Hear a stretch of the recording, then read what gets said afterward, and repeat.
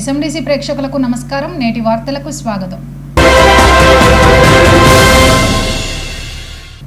Doctor BR Ambedkar రచించిన భారత రాజ్యాంగాన్ని కాపాడుకోవాల్సిన బాధ్యత ప్రతి ఒక్కరిపై ఉందని మంచిర్యాల జిల్లా కాంగ్రెస్ పార్టీ అధ్యక్షురాలు కొక్కిరాల సురేఖ అన్నారు. ఏఐసీసీ పిలుపులో భాగంగా కాంగ్రెస్ పార్టీ రాష్ట్ర వ్యాప్తంగా జై బాపు జై భీమ్ జై సంవిధాన్ కార్యక్రమాన్ని నిర్వహిస్తోంది. ఇందులో భాగంగా నస్పూర్ మున్సిపాలిటీలోని 18, 19, 20, 21 వార్డుల్లో పాదయాత్ర నిర్వహించారు. ఈ సందర్భంగా సిసిసి కార్నర్ వద్ద అంబేద్కర్ విగ్రహానికి పూలమాలలు వేసి నివాళులర్పించారు. ఈ కార్యక్రమానికి డీసీసీ అధ్యక్షురాలు కొక్కిరాల సురేఖ హాజరయ్యారు. నాయకులు కార్యకర్తలతో రాజ్యాంగ పరిరక్షణపై ప్రతిజ్ఞ చేయించారు. మహానీయుల చిత్రపటాలతో పాదయాత్ర కొనసాగించారు. ఈ సందర్భంగా ఆమె మాట్లాడుతూ రాజ్యాంగాన్ని కేంద్రంలోని బీజేపీ ప్రభుత్వం అపహాస్యం చేసే కుట్రలు చేస్తుందని ఆరోపించారు. తామంతా ఐక్యంగా ఉద్యమించి రాజ్యాంగాన్ని కాపాడుకోవాలని కోరారు. ఈ కార్యక్రమంలో నస్పూర్ మాజీ మున్సిపల్ చైర్మన్ సుర్మిల్ల వేణు, 21వ వార్డు ఇన్ఛార్జ్ ధర్ని మధుకర్, మాజీ కౌన్సిలర్ కోడూరి లహరి విజయ్, 19వ ward incharge Talla Sampath Reddy, Naspur party incharge Nukala Ramesh, మండల కోఆర్డినేటర్ అంకతి శ్రీనివాస్, ధర్ని మల్లేష్, నరిగె నరేష్, భీమిని రాజేష్, పార్టీ నాయకులు, సింగరేణి రిటైర్డ్ సంఘం నాయకులు, మహిళలు పెద్ద సంఖ్యలో పాల్గొన్నారు.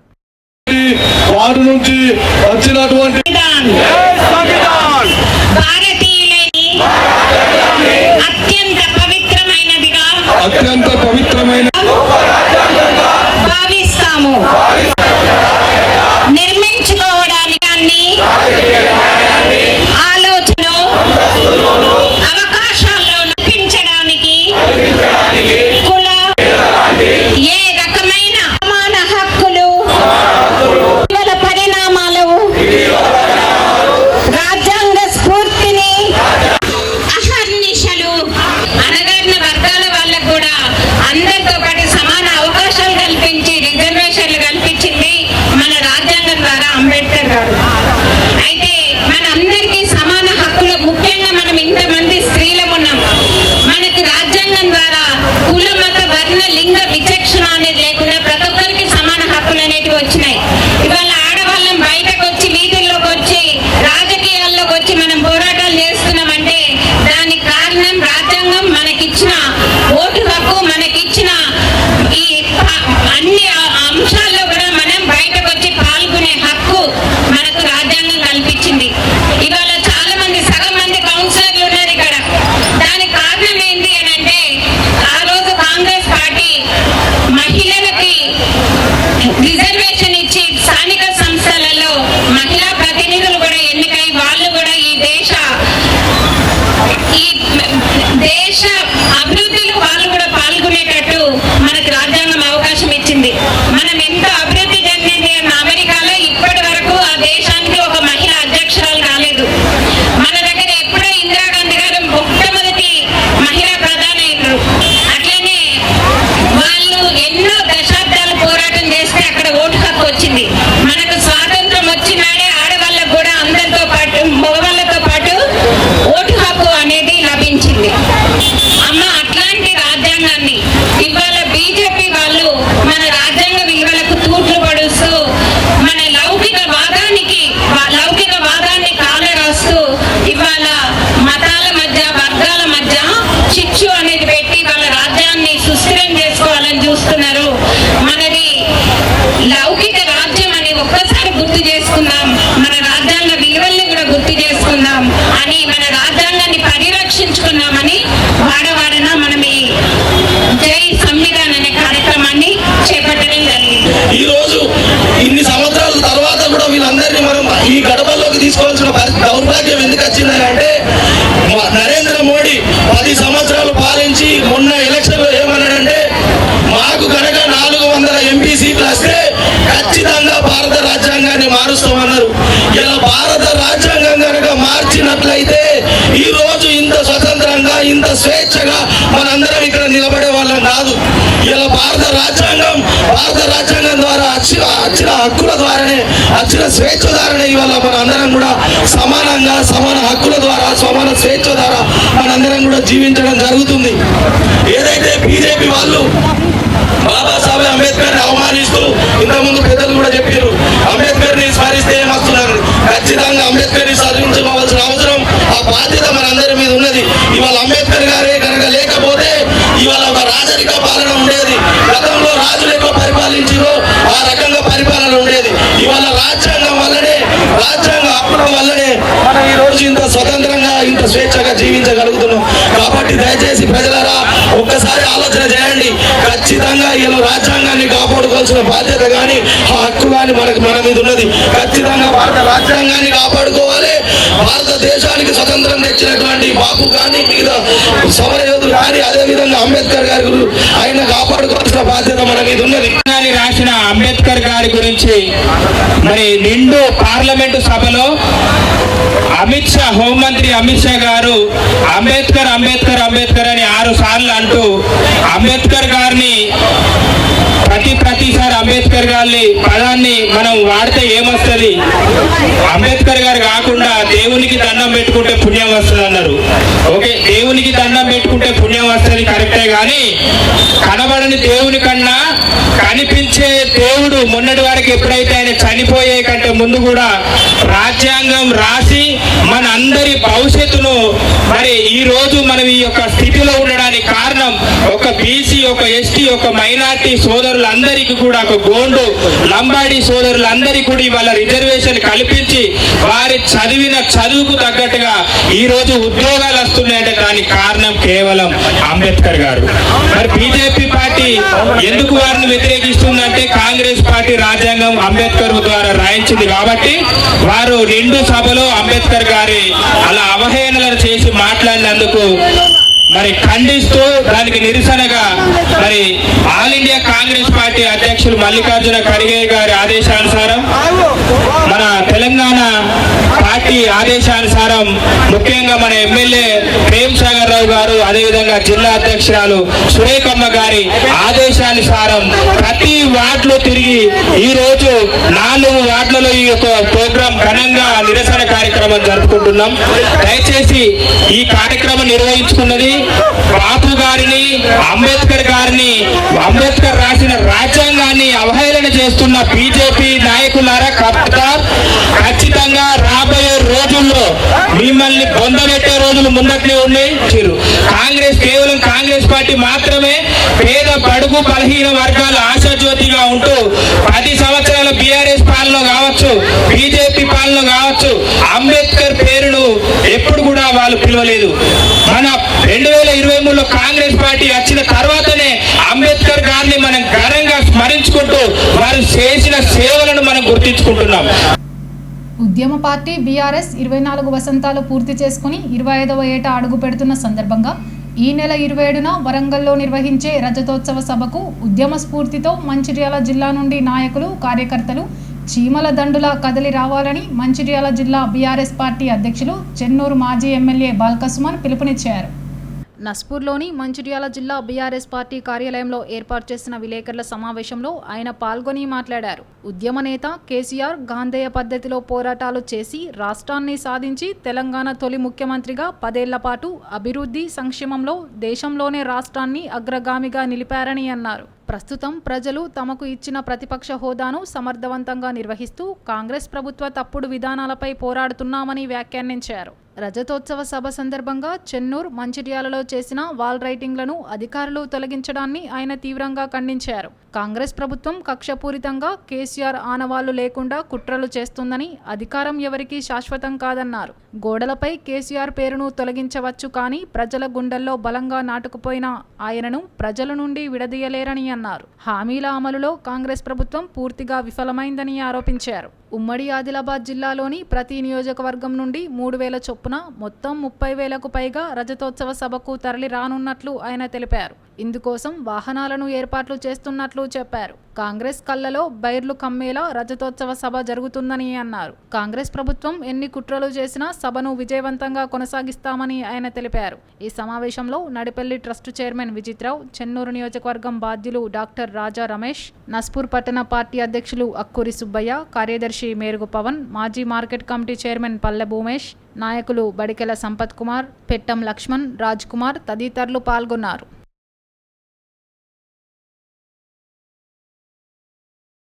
ప్రజలు ఇప్పటికీ అన్ని విషయాలు అర్థం చేసుకున్నారు. ఇక రాబోయే రోజుల్లో మీ వ్యవహార శైలి ఇట్లనే ఉండి మీరు మేనిఫెస్టోలో చెప్పినటువంటి హామీలు అమలు చేయకుండా ఇట్లనే మీరు చేసుకుంటూ పోతే ఇక రాబోయే రోజుల్లో ఈ జిల్లాలో కాంగ్రెస్ పార్టీ ఉనికే ప్రశ్నార్థకమవుతుంది. ఇప్పటికే ప్రజల్లో మీకు గ్రౌండ్ పోయింది. ఇప్పటికైనా ఇంకా 3.5 సంవత్సరాల కాలం ఉంది. మీరు ఏమైతే మాటలు చెప్పారో, ఏమైతే హామీలు ఇచ్చిరో, వ్యక్తిగతంగా మీరు ఇచ్చిన హామీలు కావచ్చు, కాంగ్రెస్ పార్టీ మేనిఫెస్టోలో చెప్పినటువంటి హామీలు కావచ్చు, వాటన్నిటినీ అమలు చేసే దిశగా మీరు చొరవ తీసుకోవాలి. మీ పదవుల కోసం, మీ మంత్రి పదవుల కోసం ప్రజలు మిమ్మల్ని గెలిపించాలి. ప్రజలకు మీరు ఇచ్చిన హామీల కోసం వాటిని నమ్మి ప్రజలు మిమ్మల్ని గెలిపించారు. మీరు మంత్రులు అవుతారని మిమ్మల్ని ప్రజలు గెలిపించాలి. మీరు 2 లక్షల రుణం మాఫీ చేస్తామంటే నమ్మిండ్రు, తులం బంగారం ఇస్తామంటే నమ్మిండ్రు, 18 ఏళ్ళ ఆడబిడ్డకు స్కూటీ ఇస్తామంటే నమ్మిండ్రు, నిరుద్యోగ యువకునికి నెలకు 4,000 ఇస్తామంటే నమ్మిండ్రు, సంవత్సరంలో 2 లక్షల ఉద్యోగాలంటే నమ్మిండ్రు, సింగరేణి కార్మికులకు 15 లక్షలు వడ్డీ లేని రుణం ఇల్లు కట్టుకుంటామంటే నమ్మిండ్రు, ఐటీ మినహాయింపు అంటే నమ్మిండ్రు, రైతు భరోసా 15,000 అంటే నమ్మిండ్రు. మీరు చెప్పిన హామీలు నమ్మి మిమ్మల్ని గెలిపించారు తప్ప మీరేదో మంత్రులు అవుతారు, సామంత్రులు అవుతారని మిమ్మల్ని గెలిపించలే. ఇప్పటికైనా పదవుల కోసం పాకులాడు పక్కకు పెట్టి ఇప్పుడు వడ్లు వచ్చినాయి, వడ్లు కొనుగోలు మీద దృష్టి పెట్టారు. అక్రమంగా ఇసుక దందా నడుస్తూ ఉంది, దాన్ని కట్టడి చేసుకునే మీద జిల్లా అధికార యంత్రాంగం కానీ జిల్లా ఎమ్మెల్యేలు కానీ దృష్టి పెట్టుర్రి. గంజాయి విపరీతంగా జిల్లాలో పెట్టయిపోతూ ఉన్నారు. గంజాయి బ్యాచ్లు జిల్లాలో గంజాయి విపరీతంగా పెరుగుతూ ఉంది. దాన్ని కంట్రోల్ చేసే ప్రయత్నం చేయండి. మీరు ఇచ్చిన హామీలు నిలబెట్టుకునే ప్రయత్నం చేయరు తప్ప. నేను అధికారులను కూడా కోరుతూ ఉన్నా, పరిపాలన మీద శ్రద్ధ పెట్టాలని కోరుతూ ఉన్నా అధికారులను. కాంగ్రెస్ పార్టీ అడుగులకు మడుగులు ఒత్తుతూ పాలకులకు తొత్తులుగా మారే అధికారులు, నేను చెన్నూరు మున్సిపల్ అధికారులను కూడా కోరుతా ఉన్నా. ఇదేం పద్ధతి నాకు అర్థం కాదు. ఒక రాజకీయ పార్టీ అన్నప్పుడు అది ప్రతిపక్షమైన అధికార పక్షమైన వాళ్ళ సభలు ఉన్నప్పుడు, వాళ్ళ కార్యక్రమాలు ఉన్నప్పుడు వాల్ రైటింగ్ చేసుకుంటారు, తప్పేముంది.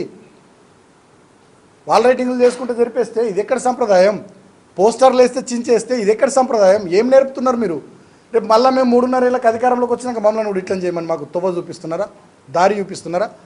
జిల్లా పోలీసులను కూడా నేను కోరుతా ఉన్నా, సోషల్ మీడియాలో పోస్ట్ పెడితే పిలిపించుడు, స్టేషన్లలో గంటలు కూర్చుని పెట్టుడు, బెదిరించుడు.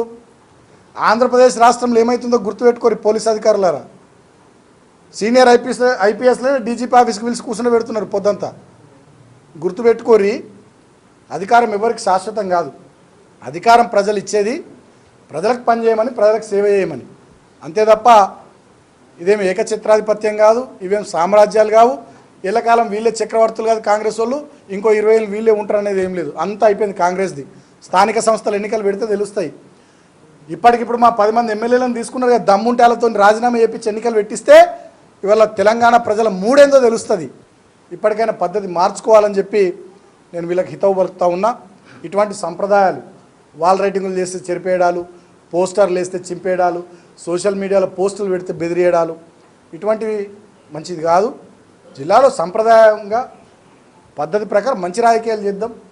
ఇక ప్రతిపక్ష పార్టీ జెండానే కనబడద్దు, ప్రతిపక్ష పార్టీ వాల్ రైటింగే కనబడద్దు, ప్రతిపక్ష పార్టీ పోస్టరే కనబడద్దు అంటే ఇక ఇటువంటి తెలంగాణ ఉద్యమంలో మేము మస్తు ఎదుర్కొన్నాం ఉమ్మడి ఆంధ్రప్రదేశ్లో అప్పటి పాలకుల దగ్గర. మీరేం కొత్త కాదు, మీరేం ఎక్కువ కాదు. ఈ కర్మ సిద్ధాంతం అనేది ఒకటి ఉంటుంది. ఇప్పుడు మీరేం చేస్తున్నారో అది మీకే రిపీట్ అవుతుంది. కాబట్టి జాగ్రత్త అని చెప్పి నేను కాంగ్రెస్ పార్టీ పెద్దలకు తెలియజేస్తూ ఉన్నా. అదేవిధంగా అధికారులను కూడా నేను కోరుతా ఉన్నా, మీరు పారదర్శకంగా వ్యవహరించండి. జిల్లా అధికార యంత్రాంగం, పోలీసులైనా, రెవెన్యూ శాఖ అయినా, మున్సిపల్ శాఖ అయినా, జిల్లా కలెక్టర్ గారితో సహా అందరు అధికారులు కూడా పారదర్శకంగా వ్యవహరించారు.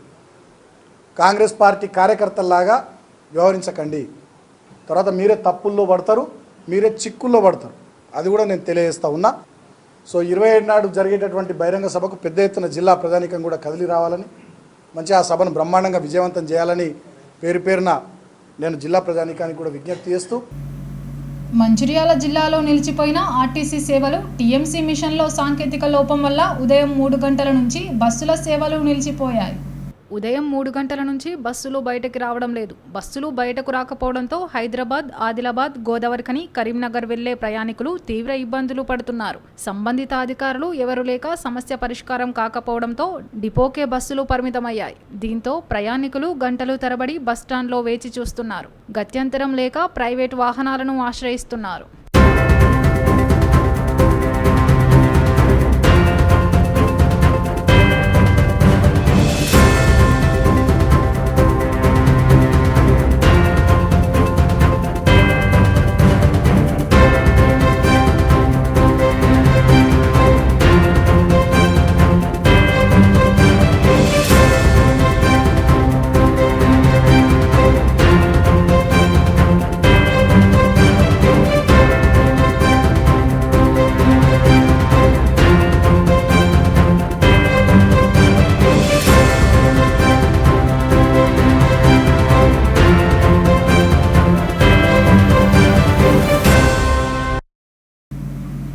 సింగరేణి కార్మికుల పెన్షన్ పథకం గత 3 దశాబ్దాలుగా పూర్తిగా నిర్లక్ష్యానికి గురైందని టీపీసీసీ కార్యదర్శి రఘునాథ్ రెడ్డి అన్నారు.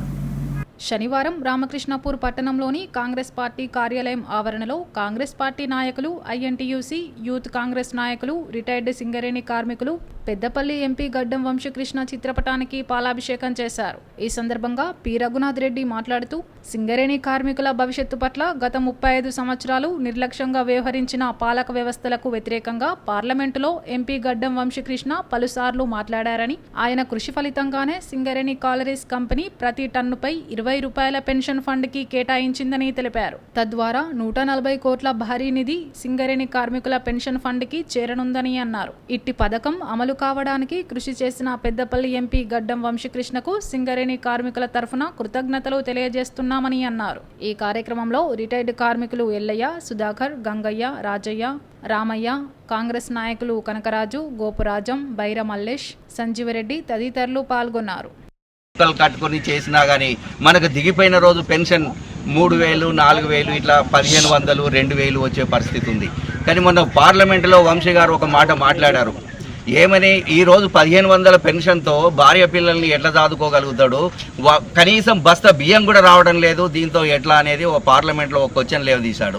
ఆ తర్వాత నిన్న పార్లమెంట్లో మాట్లాడినప్పుడు సింగరేణి ఆఫీసర్లతో కానీ అటు గవర్నమెంట్ ఆఫీసర్లతో కానీ మాట్లాడుతూ పెన్షన్ పెంచడానికి అవకాశం ఉంది. అంటే ఇప్పుడు ఏం చేసిందంటే కంపెనీ అధికారులు 1,40,00,000 రూపాయలను మన ఫండ్, మన పెన్షన్ ఫండ్లో జమ చేశారు.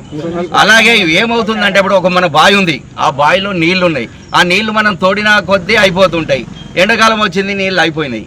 మరి అయిపోతే అట్లనే ట్రస్ట్ పరిస్థితి కూడా, డబ్బులు లేవు, రేపు మన పెన్షన్ మనకు వస్తారా రాదా, మనకు నమ్మకం లేని పరిస్థితిలో మన ట్రస్ట్ ఉంది.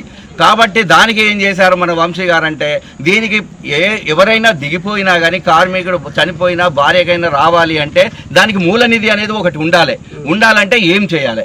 అంతకుముందు మన కార్మిక నాయకులు కూడా టన్నుకు 10 రూపాయలు పెంచండి, ఇట్లా చేయండి, అట్లా చేయండి అని ఎన్నో విధాలుగా చెప్పారు. కానీ ఎవరు అధికారులు దాన్ని పట్టించుకోలేదు. మీరు పెంచండి పెన్షన్, కాక మొదలెట్టిన ఇది విత్తనం.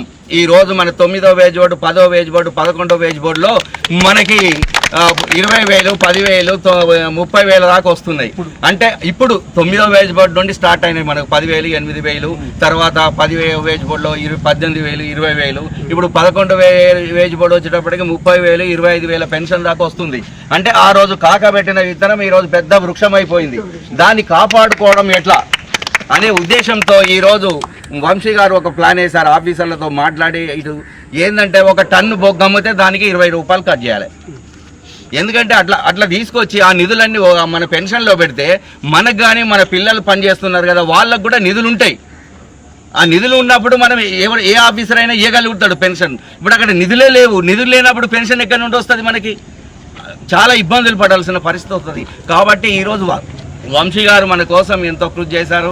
మనకు ఒక డైనామిక్ పార్లమెంట్ ఎంపీ గారు దొరికారు. ఎందుకంటే ఏ ఎంపీ వరకు మన పార్లమెంట్లో కానీ సింగరేణి కార్మికుల కోసం కానీ ఒక్కసారి కూడా పార్లమెంట్లో మాట్లాడిన దాఖలాలు లేవు.